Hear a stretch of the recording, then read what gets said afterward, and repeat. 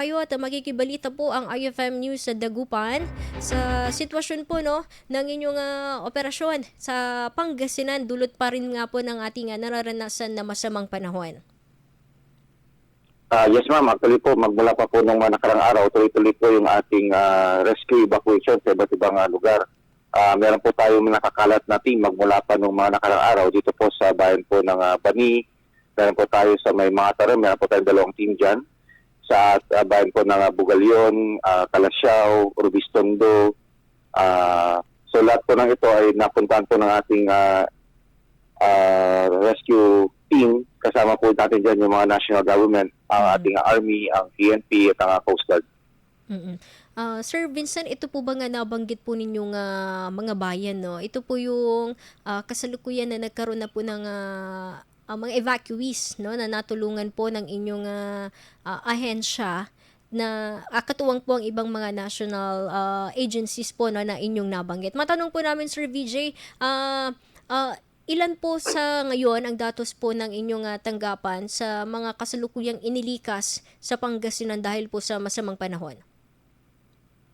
Yes po, base po sa situation report na pinapadala po sa atin ng iba't ibang LGU, meron na po tayong affected na 132 na families. Katabas po niyan ay 428 individuals, 428,000 individuals. So right now po, ang nasa evacuation ngayon ay nasa 787. So ang ating total LGU na affected ay umabot na po sa 23 or katabas po niya ng 318 barangays. Ito po no. Matanong po namin sa dami na rin po no ng mga nag-evacuate po no. Nailikas na rin po ng inyong tanggapan, sir. Matanong po namin meron po bang mga naitalang untoward incidents dito po sa mga bayan po dito po sa Pangasinan? Yes, ma'am. So far, wala naman po tayong na-monitor ng tower incident. Wala din po tayong italapa na casualties dahil po dito sa naging epekto ng nakaraang bagyong Christine. Ito po nga nabanggit po ninyo nga bilang po ng mga inilikas, Sir Vincent, ay posible pa po ba ito na madagdagan o ano po bang magiging lagay sa tingin po ninyo sa mga susunod na araw? Lalo po no at meron pa pong isang bagyo at umiiral pa rin nga itong habagat na nagpapaulan po sa ating lalawigan. Apo, in-expect po natin na maaari pa pong tumaas yan dahil until now po, tuloy-tuloy pa rin po yung ating rescue operations ito po sa iba't mga lugar.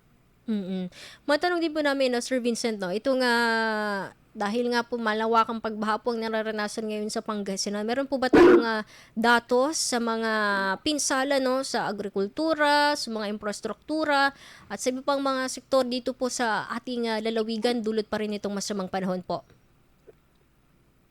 Yes ma'am, actually ma'am, hindi pa po kami makapagbigay. Tuloy-tuloy pa rin po yung ating kinakonsolidate. Actually, nagkakonsolidate po kami. Kasi ngayon, pumapasok po yung mga ibang datos na nanggagaling sa iba't ibang LGU. Pero hindi po bababa ng 20 million siguro sa may agriculture.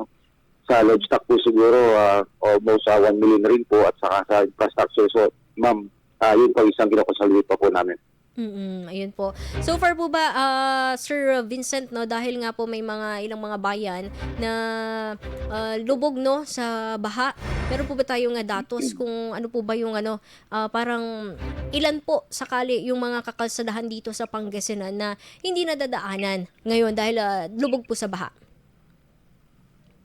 Yes po. Para naman sa flooded areas, meron po tayong natala na 13 municipalities, one city, o katubas po niya na 116 barangays na na-report na flooding. Nag-average po yan sa 2 feet po yung lalim. Lahat naman po ng ating mga major roads and bridges po ay passable siya. Maliban na lang po doon sa ating mga barangay roads. So meron po tayong mga iba't ibang barangay, iba't ibang LGU ang hindi po madaanan. Kagabi po, meron pong hindi po passable ang Labrador, pero base po sa monitoring namin, ay nag-subside naman na po yung tubig sa area na yan, so passable naman po siya. Meron po tayong isang lane na nakabukas lamang dito po sa San Nicolas sa Barangay Malico. Although ito ay nakabukas, inabisyon pa rin natin yung ating mga motorista na kung maaari po iwasan po yung lugar na yan. Ayun po 'no. So, maliban po sa mga infrastruktura at kakalsadahan po sa, Pangasinan sir 'no, mabalikan po natin yung mga, na-rescue po ano at, siyempre kung ano nga bang tingin po ninyo yung susunod po na magiging hakbang. Meron po ba tayong ano, balita sir regarding po sa mga relief operation o meron po bang natatanggap itong mga evacuees po na nailikas po natin? Yes po, opo, nagbigay na rin po ng directive ang ating governor na tignan agad-agad yung mga pangailangan ng ating mga kababayan, lalo na sa mga evacuation center. So, nakahanda na po yung PSWD po natin with their counterparts ng mga municipal social welfare. Nag-conduct na po tayo actually ng mga relief operation mga nakarang araw. Meron Mm. po tayo sa may Bogalyon, sa Balunggao, sa Obistondo. Itong araw po, meron na naman po tayong relief operation. So, in-schedule po natin yan.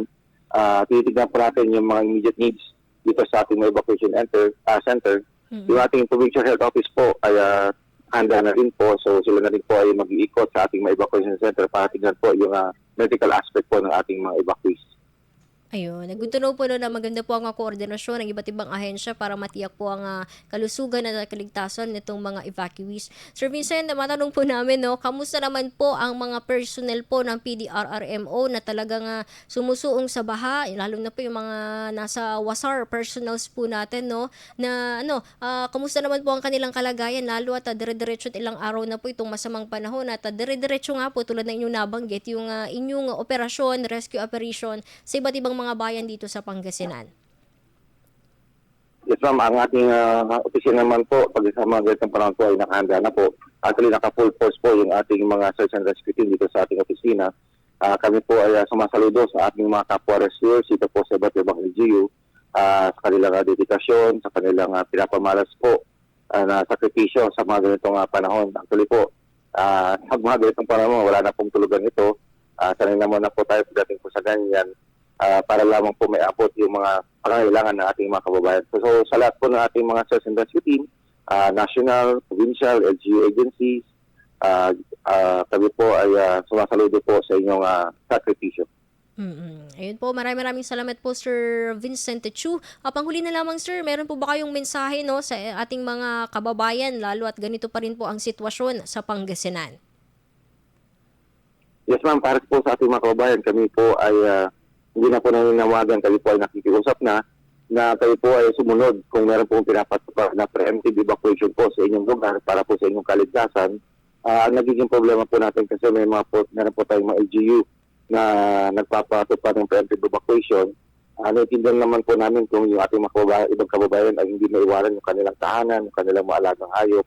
Pero ang pinag-usapan na po natin dito yung kanilang kaligtasan. So kasi po mahirapan na po yung ating mga rescue team na sila i-evacuate kung tumaas na po lalo yung tubig sa kanilang lugar.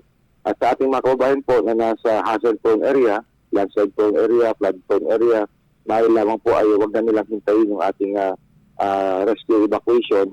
Sila na po ay lumikas na po dito sa ating mga lugar na binabantayan para po sa kanilang kaligtasan. Ayun po. Sir, wala naman po tayong kakulangan sa personnel 'no, itong mga pinapadala niyo na lamang po na mga personnel sa iba't ibang mga bayan sa Pangasinan ay parang augmentation na lamang po 'no, na puwede nga mag-rescue at, kaakibat ng kanilang mga local DRRMs, tama po?